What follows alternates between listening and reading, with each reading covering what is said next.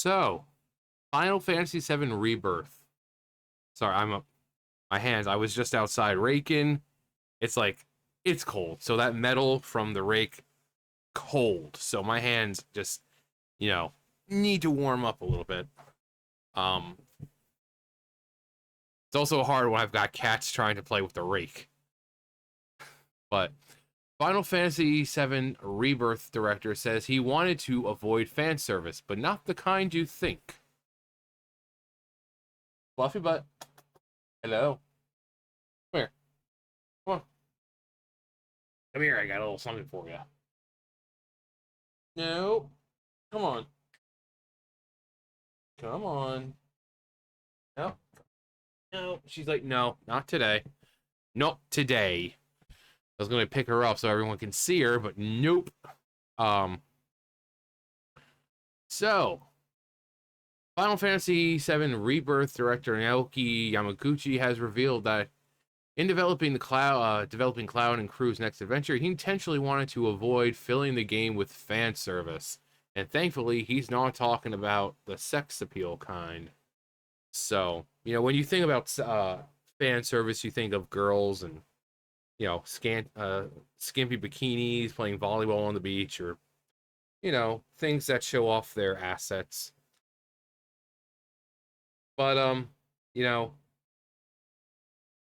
that's what most people think about. But nowadays, there's also the other side's fan service. So warning, I don't want to hear any of you bitch and complain that you spoiled the game. Spoiler warning. So if you don't want to be spoiled, then just click away. I don't want any of you bitching and complaining that you should have talked about in the title that you were going to spoil the game. Though we have attempted to keep things vague as possible, this article may contain spoilers for Final Fantasy VII Rebirth. If you'd like to avoid them, please refrain from reading any further.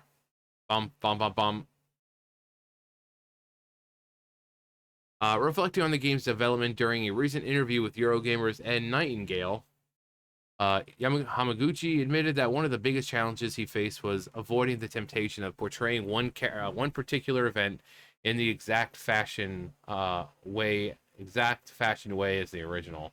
There was a danger there. There was definitely it's a trap. With the original game, I was just a fan. I played the game when I was younger, and I got my perspective on that scene as just a single fan. Sephiroth. Yamaguchi then admitted, I felt if I made a decision, it had to go in the right direction. We have to do it this way.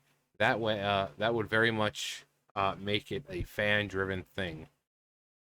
It would make the game feel more like fan service, he added. I kind of avoid doing that. As such, Hamaguchi, I keep wanting to say Yamaguchi, it's Hamaguchi, decided that rather than focus on the scene's surface level aesthetics, he instead decided to approach it by considering a creative intention for the original Final Fantasy VII's production team. Yoshinori Kitase, the director and writer of the original Final Fantasy VII, often says this, that he really wanted to create a kind of debate and speculation after the game and moving through. Oh, there was definitely a lot of debate about certain things. After the game and moving through the third remake game, that people keep talking about it until they do see the final conclusion. In that sense, I think we probably have achieved exactly what he wanted to do there. I'm very satisfied with it because people are still talking about it. And on the planetarium. To this end, Hamaguchi noted that while many fans found Rebirth's ending to be controversial, this reception was actually kind of what we wanted to go to. As a production team, we wanted to ensure that the players would remain interested in the remake timeline narrative through to the third game. Yuffie. The important thing is that the players will still wonder whether it's going to change or not. So it was So if it was all exactly as it was in the original storyline, you'd know exactly what was coming. There'd be no anticipation. There'd be no excitement. For the people who play the game, they know exactly what's coming next. It wouldn't be really a fun surprise. It might be nostalgic, but it wouldn't be a fun experience. So far I'm reading, and it's like I thought they were like fan service, like meaning the other side's like inclusion of, certain terms that they deem more acceptable, or removal of certain things that they deem problematic. But no, this is actually just talking about the ending and stuff like that, and fan service of, making sure the fans kind of remain interested in the game. Because I mean, if you think about Final Fantasy VII, I mean, even to this day, despite the fact that there's no way of doing it, it's been proven, people are still talking about if there's a way to actually bring Aerith back. I mean, that's how much people love this game, that it's still being debated, even though we know it's not possible.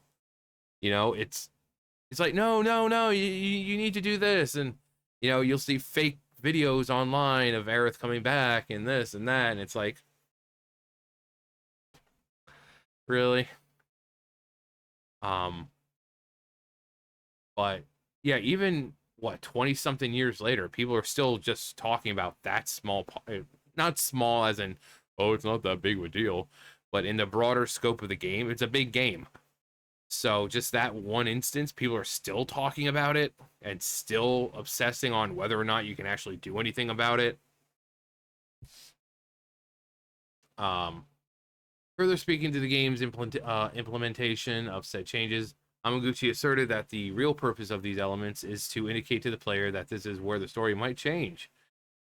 It doesn't mean it will change. This is where it could change. You might see something new, you might see something different, something old, something new. And that really does help people to keep engaged with the story and keep having them having that wonder and anticipation about what's coming next. Oh, little Barrett. That's cute. Kind of like their old school look, which I love, but like more polished off and updated. That's great. Turning his attention back to the fans' division regarding Rebirth's ending, Hamaguchi affirmed, "I think that kind of divided opinion on something we were always going to get just because Final Fantasy VII, the original game, was such a popular game. It's such a well-known game that if we'd have completely left it as it was, not change no not change anything, people wouldn't like that." I mean, yes and no, because I mean, when you remake something, or whatever, it's supposed to be almost like a one for one. You're just updating it, quality of life changes, updating sound or whatever, better graphics. That's pretty much what people, they don't really expect the story itself to be changed. So if it was just Final Fantasy VII in current day graphics, quality of life changes and all that, no one would have minded. You get to the end and it's like, okay, great, I played Final Fantasy VII. I don't think anyone really would have cared, especially if it's just a remake or a remaster, or whatever you want to call it. Um, but then there's the people who, despite knowing that it's just a retelling or a remake of it, people were like, well, there should be something more because some fans, it's like, it's Final Fantasy VII. It's a remake of Final Fantasy VII. It's telling the story of the first, of the original game. If you don't like that, then don't play it. The game's not meant for you. If you don't like it, don't play it.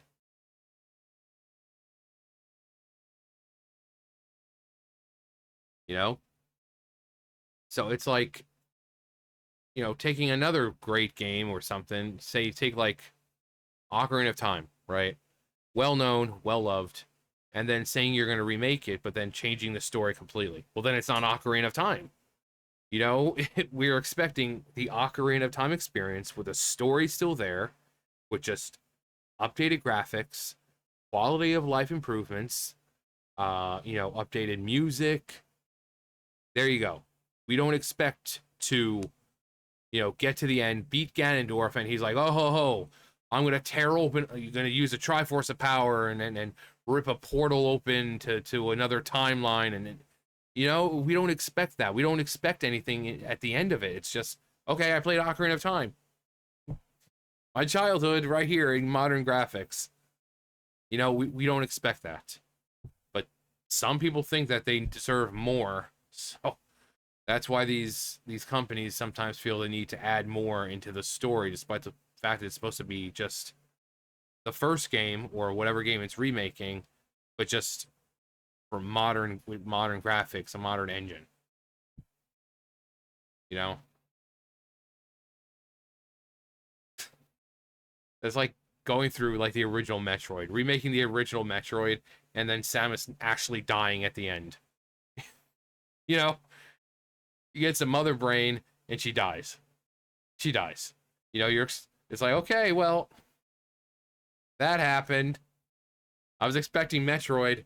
Everything up till this point has been the same, but no, then they throw this curveball at me out of nowhere, and Mother Brain wins. And here we have Samus's dead body lying on the ground as the Metroids swarm in, and like, well, time for something completely different. But and if we changed it completely, there'd be another set of people who wouldn't like that at all. He continued. So we need to try to try and find a balance, I think, to try and satisfy as many people as possible. Well, that's the thing. You're never going to satisfy everyone or as many people as possible, because there's always going to be someone to bitch and complain about it. You change the ending, you have people who are the purists who are like, well, you changed the ending. You don't change the ending, you have the people on side, it's a remake. A remake, you can do whatever you want with that if you want to change it. So it's always going to piss off someone.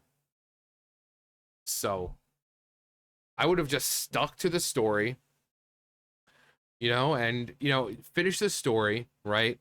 Have the events happen the way they happen. If then they wanted to add a story onto that afterwards, kind of like a post-game thing where the effects of the game are still there.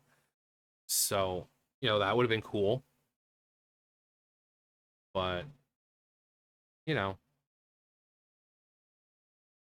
drawing his thought on to the case on the subject to a close, I really do want to continue with the level of fans looking at us and asking, so how is it going to change? What is the ultimate conclusion of the story going to be? Is it going to be the same? Is it going to change? Find out on the next exciting episode of Dragon Ball Z. And to keep that level of excitement and anticipation up for the third game in the series. I think that's the job we've set for ourselves. Sephiroth. That's a pretty good scene right there. Like, this image is just really, really... The one-winged angel. The one-winged angel. And we got neither, thanks to the hacks making the game at Square Enix's ethics department. I'll say it again for the people and cheap seats at the company. If they had been honest about what this game was about from the beginning, first let everyone thinking it was an actual remake until right before release, it probably would have sold better. The best fan service these hacks could have given us is a largely faithful adaptation to the original. Yeah, exactly. That's the whole point of a remake or remaster or whatever. It's to take the story, take the game as it was, and just translate it to modern hardware, modern software. Quality of life stuff. Better handling of the game, better music, stuff like that. You don't just again, like I said, Ocarina of Time. You don't just take Ocarina of Time, say you're going to remake it, and then completely change the story, because then it's not Ocarina of Time. Even if the you still have the item, the Ocarina of Time in there, if you're waking up as Link, and then instead of meeting the Deku Tree, he just sends you immediately to the future, that's not Ocarina of Time. I know the Deku Tree can't do that. I'm just saying that'd be, then it's not Ocarina of Time. You know, you start Ocarina of Time as Link here in Kokiri Forest. You get your sword, you get your shield, you go to the Deku Tree, you fight Goma inside of him, and he dies, and blah blah blah. And with you know, as he's dying, you know, he's like, "Oh, go to Hyrule Castle and meet the princess." If you just meet him and he sends you into the future, it's not Ocarina of Time. So with Final Fantasy VII, you would expect Final Fantasy VII, but instead they just kind of, well, the story's partially here. It's partially here, you know?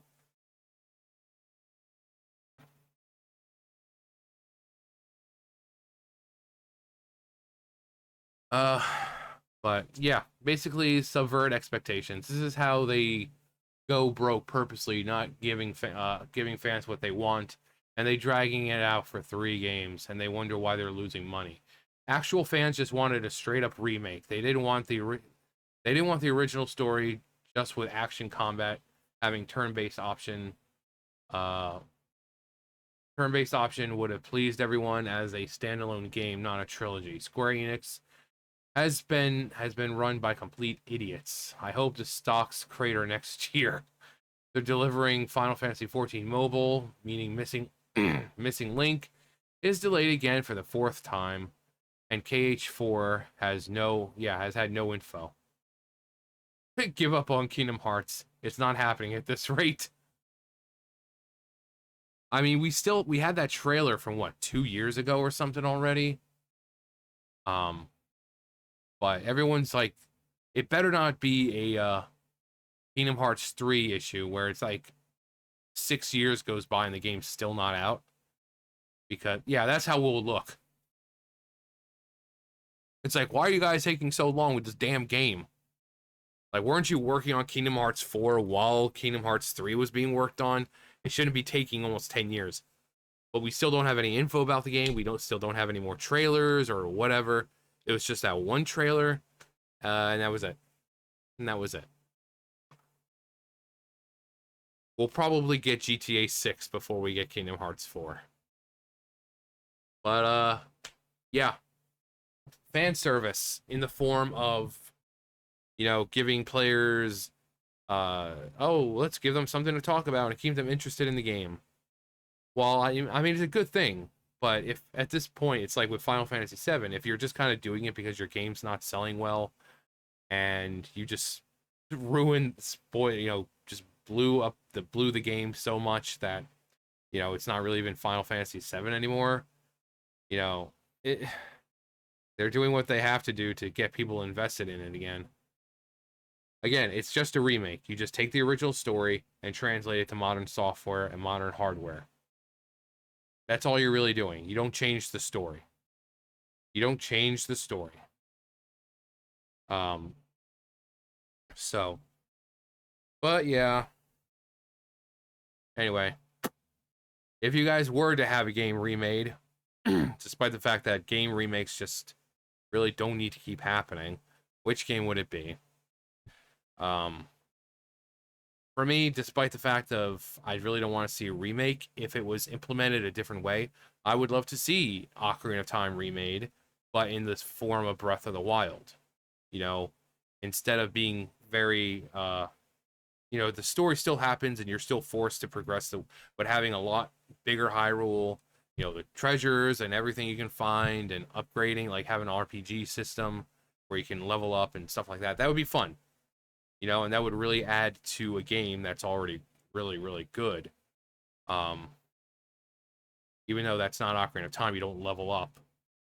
But, yeah, just, again, keep it as is. You know, it's not like Metroid remake. We're going to make a Metroid remake and then have Samus die at the end. Or having, you know, a Super Mario 64 remake.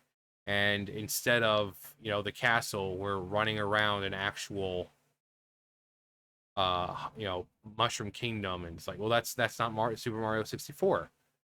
Super Mario 64 took place inside Peach's castle. You jumped in paintings. So what you're making is not Super Mario 64. It's a brand new game that you're just labeling as Super Mario 64. But yeah, anyway, that's gonna do for me. You guys know the drill. I'll see you guys later. Bye, guys.